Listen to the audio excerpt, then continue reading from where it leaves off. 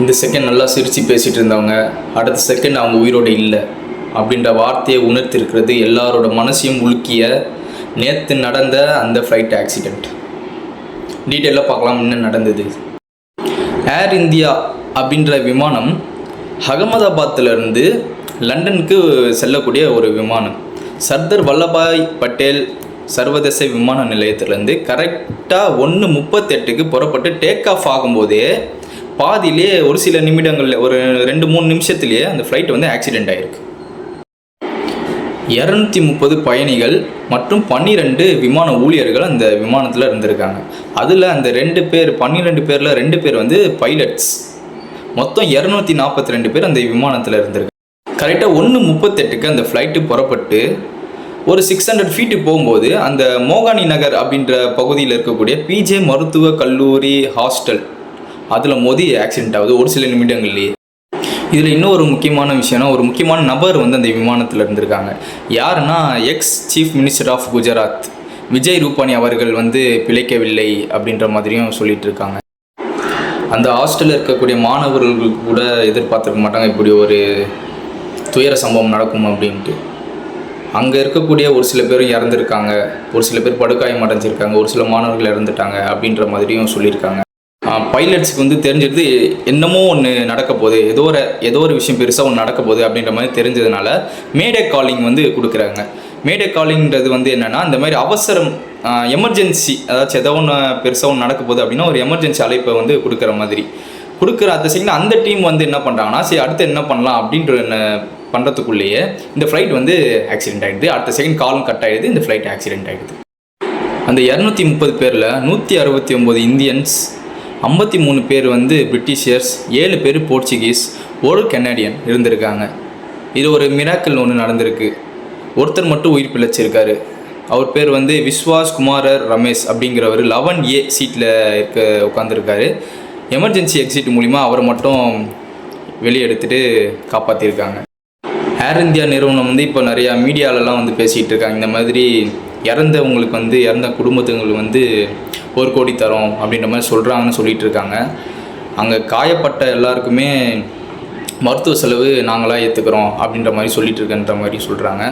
அப்புறம் அந்த பிஜே மருத்துவ ஹாஸ்டல், அந்த மெடிக்கல் ஹாஸ்டல் வந்து இடிஞ்சதில்ல, அதை நாங்களே சரி பண்ணி தரோம் அப்படின்ற மாதிரி சொல்கிறான்னு சொல்லிகிட்டு இருக்காங்க.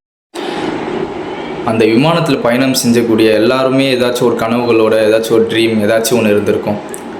அப்படி இருக்கும்போது அந்த செகண்டில் நம்மலாம் இதுக்கப்புறம் இருக்க போகிறதில்ல அப்படின்னு நினைக்கிறதுக்குள்ளே இந்த மாதிரி ஒரு ஆக்சிடெண்ட் ஆயிடுச்சு அப்படின்னா அவங்க நினச்சி கூட பார்த்துருக்க மாட்டாங்க. அங்கே பயணம் செஞ்சவங்க யாருமே இந்த மாதிரிலாம் நடக்கும்னு எதிர்பார்த்துருக்கவே மாட்டாங்க. ஸோ அந்த விமானத்தில் பயணம் செஞ்ச எல்லாருடைய ரிலேஷன்ஸ் அவங்களுக்கெல்லாம் ரொம்ப பெரும் இழப்பாக இருக்கும். அது வந்து வெறும் வார்த்தைகளால் நம்மளால் சொல்லிட முடியாது. அது வந்து அவங்களுக்கு தான் தெரியும் அந்த இழப்பு வந்து எப்படி இருக்கும் அப்படின்றது. அவங்க எல்லாருக்குமே என்னுடைய ஆழ்ந்த அனுதாபங்கள். இதில் என்னென்னா பைலட்ஸ் 2 பேர் இருந்திருக்காங்கல்ல, அதில் வந்து சீஃப் பைலட் அவருடைய நேம் வந்து சுமித் சபர்வால்.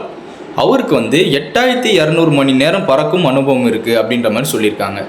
அதோட அசிஸ்டன்ட் பைலட் அவருடைய பேர் வந்து கிளைவ் குந்தர். அவருக்கு 1100 மணி நேரம் பறக்கும் அனுபவம் இருக்குது அப்படின்ற மாதிரி சொல்லியிருக்காங்க.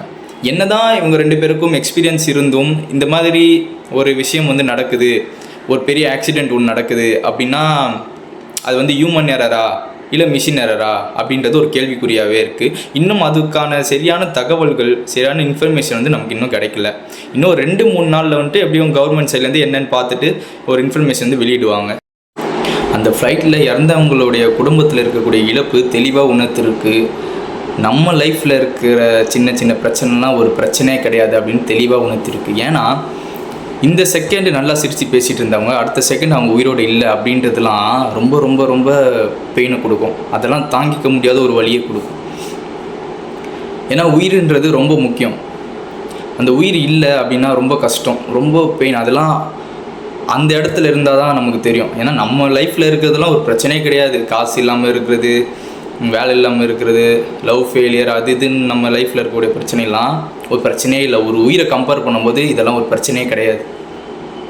உயிர்ன்றது ரொம்ப முக்கியம். உயிர் இல்லைன்னா எதுவுமே இல்லை அப்படின்ற மாதிரி தான் இருக்குது. ஏன்னா நம்ம இப்போ வாழ போகிறது இன்னமும் ஷார்ட் பீரியட் ஆஃப் டைம் தான், குறுகிய காலம் தான். ஏன்னா அடுத்த செகண்ட் என்னென்ன நடக்கும் அப்படிங்கிறது நமக்கே தெரியாது.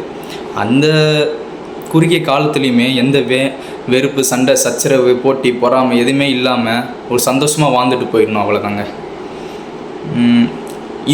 இது போல் ஒரு சம்பவம் வந்து இதுக்கப்புறம் வந்து நடக்கக்கூடாது. இந்த மாதிரி ஒரு கோர விபத்து வந்து இதுக்கப்புறம் நடக்கக்கூடாது அப்படின்னு அரசு வந்து இதுக்கப்புறம் ஒரு நடவடிக்கை எடுக்கணும் அப்படின்னு நானும் கேட்டுக்கிறேன். முடிஞ்ச அளவுக்கு இந்த வீடியோ வந்து ஷேர் பண்ணுங்கள். நான் நிறைய பேருக்கு இந்த விஷயத்தை பற்றி தெரியணும், நிறைய பேர் பேசணும், இதை பற்றி நிறையா தெரிஞ்சுக்கணும். ஏன்னா மோஸ்ட்லி எல்லாருக்கும் தெரிஞ்சிருக்கும், ஏன்னா நிறையா சோஷியல் மீடியாவில் நேற்று நிறைய வீடியோலாம் லீக் ஆகிட்டு நிறையா ஷேர் பண்ணிகிட்டு இருந்தாங்க. ஸோ இருக்கக்கூடிய கொஞ்ச காலத்தில் சந்தோஷமாக வாழ்ந்துட்டு போயிடணும். ஏன்னா அடுத்த செகண்டு அப்படிங்கிறது வந்து உறுதியாக சொல்ல முடியாது நம்ம உயிரோடு இருப்போம் அப்படின்றது. ஸோ யார்கிட்டையும் எந்த வெறுப்பும் எந்த போட்டியும் எதுவும் இல்லாமல் கோவப்படாமல் அன்பை மட்டுமே பகிர்ந்துட்டு வாழ்ந்துட்டு போயிடணுங்க. அவ்வளோதாங்க. பை.